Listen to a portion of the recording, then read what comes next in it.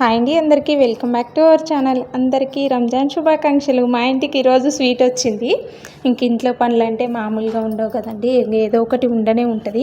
ఎక్కువ శాతం ఆడవాళ్ళు మైండ్లోకి తీసుకోకండి. ఏదైనా చిన్న సమస్య పెద్ద సమస్య వస్తే మైండ్లోకి ఎక్కువ తీసుకోకండి. అలా తీసుకున్నట్టయితే ఏమవుతుందంటే మనలో మనం కుమిలిపోవడం, లేదంటే మనలో మనము ఏమంటారబ్బా మైండ్ పరంగా ప్రాబ్లం ఫేస్ చేయాల్సి వస్తుంది అనమాట. ఈరోజు ఏమనిపించదు, కానీ కొద్ది రోజులు అయిపోయిన తర్వాత మనకంటూ ఏ జ్ఞాపక శక్తి ఉండకపోవడం, లేదా ప్రతిదానికి కోపం అయిపోవడం ఇలా ఉంటుందన్నమాట. అలా కాకుండా ఏదైనా సరే చిన్న చిన్న సమస్యలు పెద్ద సమస్యలు లేదా ఎవరినైనా చూసినప్పుడు కూడా మనం స్ట్రాంగ్గా అలా మైండ్ పరంగా ఆలోచించుకోండి. బాడీ పరంగా అయినా మైండ్ పరంగా అయినా సరే మనంగా మన ఆలోచనను బట్టి ముందు మనం ఎలా ఉంటాం అనేది ఇంపార్టెంట్ అనమాట. పిల్లలు ఉన్నప్పుడు ఎంత విసిగిస్తారో తెలుసా, అంత విసిగిస్తారు. మళ్ళీ ఎవరైనా చిన్న మాట అంటే తెలుసా ఎంత బాధేస్తుందో. అట్లా ఎక్కువ ఆలోచించకండి. ఇంకోటి ఏంటంటే ఎవరికైనా ఏమైనా ఉంది లేదా ఎవరైనా ఏమైనా తీసుకుంటున్నారు, మనం ఎందుకు తీసుకోలేకపోతున్నాం, లేదు మనకు లేదు అని ఎక్కువ మైండ్ పరంగా ఆలోచించి ఎక్కువ మైండ్లోకి బాధ పెట్టుకోకండి. ఎవరైనా సరే ఎవరికి ఉన్నది వాళ్ళకు ఉంటుంది. ఒకటే ఆలోచించండి, ఎవరికి ఉన్నది వాళ్ళకు ఉంటుంది. అదేవిధంగా ఉండమంటే చాలా బెటరు. ఉన్న దాంట్లోనే హ్యాపీగా ఉండడానికి ట్రై చేయడం చాలా బెటర్. ఎవరికో ఏదో ఉంది లేదా ఎవరో ఏమో కొన్నారు అలా ఆలోచించినాం అనుకోండి, ఒకటి ఆ ఆలోచన వల్ల మనకు ఉపయోగం ఉండదు. 2 ఆలోచన మైండ్లో అలా తిరుగుతూ ఉంటుంది, దాన్ని మానేసేయండి. ఇంకొకటి మనం ఏదైనా ఆలోచన మొదలు పెట్టేసేయండి. ఒక ఆలోచన అది మనల్ని బాధ పెడుతుంది లేదా ఆ ఆలోచన వల్ల మనకి ఉపయోగం లేదు అంటే తక్షణం ఆ ఆలోచన నుంచి బయటకు రావడానికి, ఆ ఆలోచన నుంచి మూవ్ అవ్వడానికి ట్రై చేయండి. నేను విన్నా అంటే నాకెవరు కామెంట్ అని కాదు, కానీ నేను విన్న కాల్స్లో లేకపోతే నాకు చెప్పిన విధంగా అయితే చాలామంది ఏ ప్రాబ్లమ్స్ ఎలా ఫేస్ చేస్తున్నారు అనేది నాకు అర్థమవుతుంది. ఓకే, ఏదైనా సరే సమస్యలు అందరికి వస్తుంది. ఒక్కొక్కరికి ఫ్యామిలీ సపోర్ట్ ఉండొచ్చు, ఏంటి మదర్ కానీ ఫాదర్ కానీ ఉండి వీళ్ళకి ఏది చిన్న ఫ్యామిలీ అంటే 2 పిల్లలు వైఫ్ అండ్ హస్బెండ్, అలాంటి చిన్న చిన్న కుటుంబాలకి ఏమవుతుందంటే ఏదన్నా సడన్గా కొనాలి అంటే కొనలేకపోవచ్చు. 2 పిల్లలు ఉన్న మదర్ అందరం బయటికి వెళ్ళి పని చేయలేం కదా, అలా అని చెప్పేసి ఒక్కరు సంపాదించాలి, నలుగురం తినాలి. ఈ వేలో వెళ్తున్నప్పుడు సడన్గా ఏమైనా కొనాలంటే 1కి 100 సార్లు ఆలోచించాల్సి వస్తుంది. ఓకే, మనకంటూ ఒక టైం వస్తుంది, ఉన్న దాంట్లో హ్యాపీగా ఉండడానికి ట్రై చేద్దాము. ఇంకోటి ఏంటంటే అందరికీ ఫ్యామిలీ సపోర్ట్ ఉండకపోవచ్చు, అందరికీ డబ్బులు ఉండే అన్నీ కొనాలి అని అయితే మైండ్లో పెట్టుకోకండి. ఉన్న దాంట్లో హ్యాపీగా ఉండడానికి ట్రై చేయండి. నాకు చెప్పిన సిస్టర్స్లలో నేను ఈ మాటలు విన్నా అనమాట. అందుకని ఇంకొకరికి ఎవరికైనా అంటే నాకు కాల్ చేసి మాట్లాడడం చెప్పడం ఇలాంటివి నేను తప్పుగా అనట్లేదు. ఇంకొకరికి ఎవరికైనా ఇలా మైండ్లోకి తెచ్చుకోకండి. ఎందుకు అంటే ఆ మైండ్లో ఉండడం వలన మనకి మైండ్ సెట్ పనిచేయదు. ఫస్ట్ ఆఫ్ ఆల్ మైండ్ ఏమవుతుంది అంటే ఆ తలుచుకోవడం వలన మనకి తెలియకుండా బాధేస్తుంది. ఆ బాధ వల్ల కళ్ళకి నీళ్ళు వస్తాయి. ఒకరికి చెప్పుకోలేక మనలో మనం కుమిలిపోవడం ఏడవడం వదిలేసేయండి. ఓకే, ఇంకొకరికి ఎవరికో ₹1,00,000 ఉంటే మనకున్న దాంట్లో చాలు, 10,000 ఉన్నాయి చాలు. ఎవరో లక్షలు పెట్టి ఏదో కొన్నారు అంటే వదిలేసేయండి. మనకున్న దాంట్లో మనం హ్యాపీగా ఉండడానికి ట్రై చేయండి. నిజంగా పిల్లలైతే భలే సతాయిస్తారండి, ఒక్కొక్కరికి అర్థం కాదు. ఎందుకంటే మాకు పిల్లలు ఉన్నారు, మేము సాకినాం, ఇంత కాదమ్మా మీలాగా అని అంటారు. కానీ ఆ రోజుల్లో అయితే వదిలేసేవాళ్ళు, అంటే ఊర్లో ఆడుకునేవానికి అవకాశం ఉండేది. ఇప్పుడైతే ఇంట్లోనే ఉండాలి, లేదంటే బయటికి పంపించేసరికి వీళ్ళతో కాపలాగా ఉండాలి. ఒక రోజులు ఉన్నట్లు ఇప్పుడు రోజులు ఉన్నాయా, లేవు కదా. అదే అన్నమాట. ఇంకా వీలైనంత వరకు కొంచెం ఖర్చులు అనేది తగ్గించుకోవడానికి ట్రై చేయండి ఎవరైనా సరే.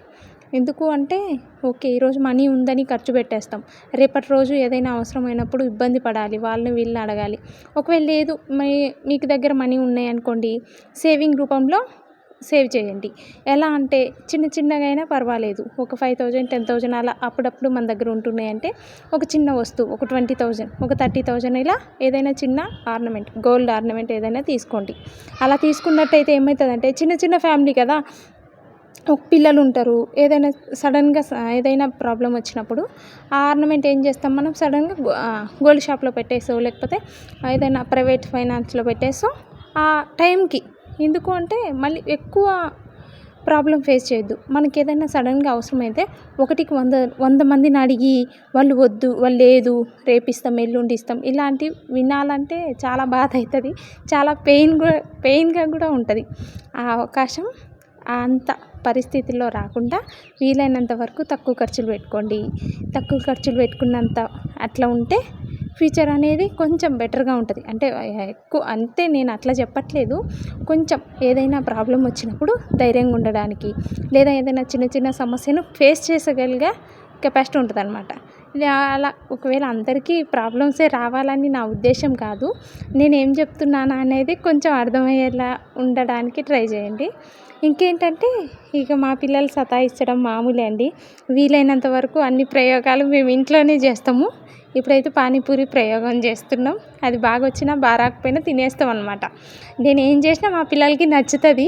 ఏదైనా సరే వాళ్ళు ఎంత అల్లరి చేసినా ఇక అది భరించడం నేనే కదా, అందుకని నేను ఏం చేసినా వాళ్ళు నచ్చుతుంది అనమాట.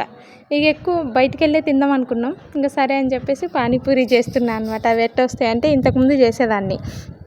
లాక్డౌన్లో వామ్మో చాలా ఎక్స్పీరియన్స్ అయిపోయిందండి. లాక్డౌన్లో ఏంటంటే బయటికి వెళ్ళే అవకాశం లేదు కదా, బయట ఫుడ్ తినే అవకాశం లేదు, అట్లా అనమాట. ఇంకా చాలా ప్రయోగాలు మేము ఇంట్లోనే చేసేవాళ్ళం. ఇట్లా 1 by 1 ఏంటంటే పెద్దగా చపాతీ అనేది రుద్ది ఒక క్యాప్ ఉంటుంది కదా, ఒక డబ్బా మూత క్యాప్ తీసుకొని కట్ చేసుకున్నాను అనమాట. అప్పుడు ఇలా కట్ చేసుకున్నాం అనుకోండి, చిన్నగా మనం పూరీలు దిద్దన అవసరం ఉండదు, అవే మొత్తం సరిపోతుంది. ఒక్కరికి ఇద్దరికని కాదండి, లాక్డౌన్ చాలామందికి చాలా నేర్పించింది. ఇంకొకటి ఏంటంటే మా బాబుకి అప్పుడు 1 year ఉండే చిన్న ఆయనకి, పెద్ద ఆయనేమో 3-4 years ఉండే. ఆయనకేమో ఆన్లైన్ క్లాస్ ఉండే, ఎల్కేజీ యూకేజీ 2 years ఆన్లైన్ క్లాసే ఉండే. మా చిన్నోడికి 1 year కదా, వాడైతే అప్పుడు ఇంకా అడుగులు వేస్తూ అవి పీకని ఇవి పీకేను ఇంట్లో ఫుల్ రచ్చ చేసేవాడు. ఇంకా అట్లే భరించేవాళ్ళం. ఇంకా అప్పుడు ఏంటంటే మా హస్బెండ్కి వర్క్ ఫ్రమ్ హోమ్, ఇంట్లో అలా చేయొద్దు, ఆయనకు ఒక బెడ్రూము. ఇంకోటి ఏంటంటే పిల్లలు సౌండ్ చేయొద్దు, ఇదొక్కటి అమ్మో చాలా అంటే ఏమంటారు. అయితే రాత్రిళ్ళు కూడా ఎక్కువ సతాయించేవాళ్ళు, సరిగ్గా పడుకోకుండా లేకపోతే ఏదో ఒకటి ఏడవడం అట్లా చేసేవాళ్ళు. ఇక చాలా స్ట్రగుల్సే ఫేస్ చేసాం అనుకోండి. ఇక అందరం ఫేస్ చేయాల్సిందే, తప్పదు. ఇంకా ఎందుకంటే పేరెంట్స్ సపోర్ట్ ఉన్నదనుకోండి, అమ్మమ్మో నానమ్మో వీళ్ళని చూసుకుంటారు అనమాట పిల్లల్ని. అలా అని అందరికీ పేరెంట్స్ సపోర్ట్ ఉండదు. ఏదైనా చేసినప్పుడు ఒకటికి పని ఏమో కానీ తినడం ఏమో కానీ మళ్ళీ కడిగేవే చాలా ఎక్కువ ఉంటాయి. అవునా కాదా? నిజమే కదా. ఏదైనా చేయాలి అని ఇంట్రెస్ట్ వస్తుంది, కానీ చేయడానికి కూడా ఇష్టమే, తినడానికి కూడా ఇష్టమే. కానీ ఇవన్నీ మళ్ళీ ఈ క్లీన్ చేయడం ఈ పనులన్నీ అయితే చాలా ఎక్కువ అనిపిస్తుంది. ఆ దెబ్బకి ఏమనిపిస్తుంది అంటే బయట తెచ్చుకొని తింటే అప్పుడే అయిపోతుండే కదా, సింపుల్గా అయిపోయేది అనే ఆలోచిస్తాం. అవునా కదా? అవును, నిజమే. అయితే వీలైనంత వరకు చేసుకోవడానికే ట్రై చేయండి. బయట అంటే అందరం తింటాంలే, మేము తినము అని చెప్పట్లేదు. అయితే ఇప్పుడు పిల్లల కోసం కజ్జికాయలు ప్రిపేర్ చేస్తున్నాను. ఒకవేళ నాకు రానిది ఏమైనా ఉన్నదనుకోండి, పక్కన వదిన వాళ్ళను లేకుంటే అక్క వాళ్ళను అడిగితే చేపిస్తారనమాట. ఇక నేనైతే నా వీలైనంత వరకు చేస్తా, మళ్ళీ పక్కన వాళ్ళు ఎవరన్నా అడిగితే వాళ్ళు చేపిచ్చిస్తారు.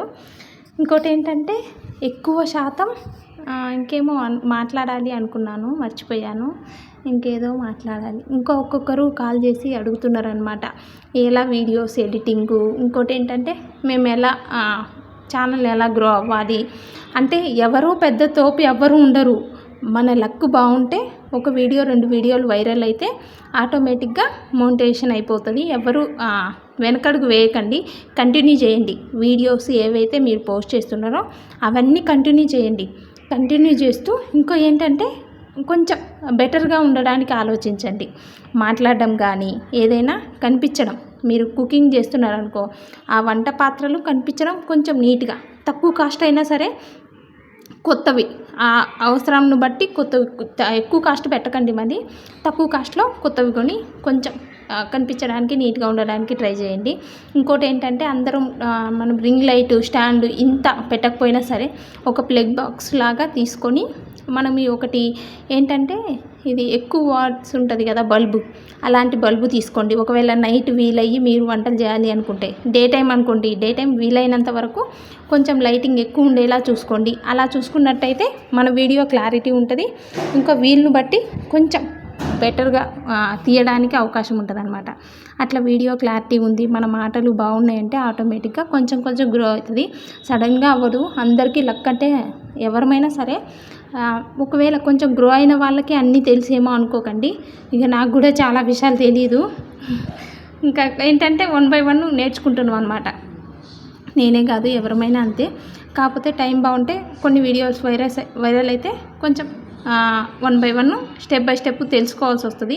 అదేవిధంగా ఇంకా ఏంటంటే వీలైనంత వరకు ఖర్చు ఎక్కువ పెట్టకుండా మన ఛానల్ గ్రో చేసుకోవాలి అనుకున్నట్టయితే ఇంకోటి ఏంటంటే ఇది ఆర్ట్ అండ్ క్రాఫ్ట్ ఉంటుంది కదా, అలా ట్రై చేయండి.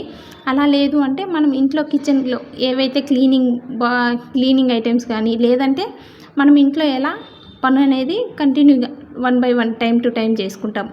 ఈ విధంగా అయినా మీరు వీడియోస్ పోస్ట్ చేయడానికి ట్రై చేయండి. వీలైనంత వరకు తక్కువ ఖర్చు పెట్టండి. ఎందుకంటే లక్ ఉండొచ్చు, రావచ్చు. అందరికీ డాలర్స్ వచ్చేసి శాలరీ వచ్చేసి అన్నీ పడిపోవు. అలాగని ఆపేయకండి. మన టైం బాగుంటే ఒక్క వీడియో 2 వీడియోలు వైరల్ అయినా అన్నీ కవర్ అయిపోతాయి.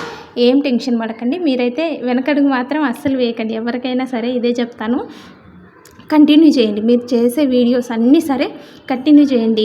ఒకవేళ పిల్లలుండి మనకు కష్టం అనిపించింది అనుకోండి, ఆ పిల్లలతోనే మనం ఏదైతే చిన్నగా చేయగలము అట్లా కూడా ఆలోచించండి. ఒకవేళ స్కూల్కి వెళ్ళే పిల్లలు అనుకోండి, స్కూల్ డ్రాప్ చేసిన తర్వాత చేయడానికి ట్రై చేయండి. వీలైనంత వరకు ఎక్కువ వాయిస్ ఉండేలాగా చూసుకోకండి. వీడియోలో మన మాట క్లారిటీగా ఉండేలాగా ట్రై చేయండి. అప్పుడు ఇంకొకరికి రీచ్ అవుతుంది. మనం వీడియో ఎవరికైతే నోటిఫికేషన్ వెళ్తుందో వాళ్ళు చూసినారు అనుకోండి కంప్లీట్గా, ఇంకో 4-5 మందికి వెళ్తుంది అనమాట. ఆ 4గురిలో ఇంకిద్దరు చూసినా సరే ఇంకో 10 మందికి అట్లా వీడియో అనేది వెళ్తుంది. అట్లా వెళ్ళినప్పుడు వాళ్ళు చూసే విధంగా ఉండడానికి ట్రై చేయండి. కొంచెం వీలైనంత వరకు వీడియో క్లారిటీ, మన మాటలు క్లారిటీ ఎవరికైనా అర్థమయ్యేలాగా మీ వీడియోని మీరే పోస్ట్ చేసుకోకండి. అట్లా చేస్తే యూట్యూబ్ మొత్తం చెక్ చేస్తుందంట.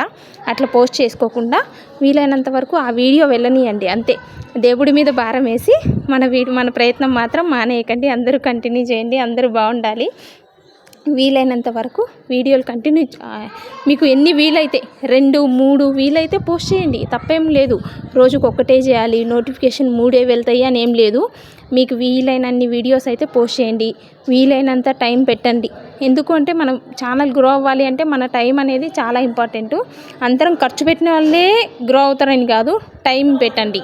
వీలైనంత వరకు మైండ్లో ఒకటే ఆలోచించుకోండి, ఆపొద్దు. మనం కంటిన్యూ చేసేద్దాం వీడియోస్. పోకపోని రోజుకు 4 వీడియోలు వీలైతే 4 వీడియోలు పోస్ట్ చేయండి. Thank you for watching. Bye.